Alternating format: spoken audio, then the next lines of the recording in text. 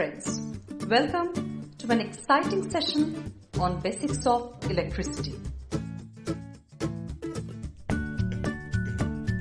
In this session you will learn Ohm's law. Ohm's law states that the voltage or potential difference between 2 points is directly proportional to the current or electricity passing through the resistance and inversely proportional to the resistance of the circuit.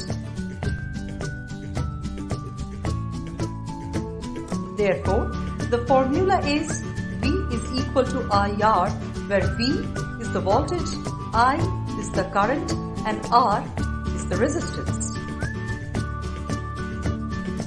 Let's quickly focus on a discussion now. The point of discussion for now is, what is Ohm's law?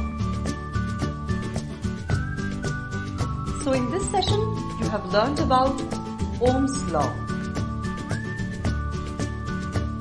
Goodbye.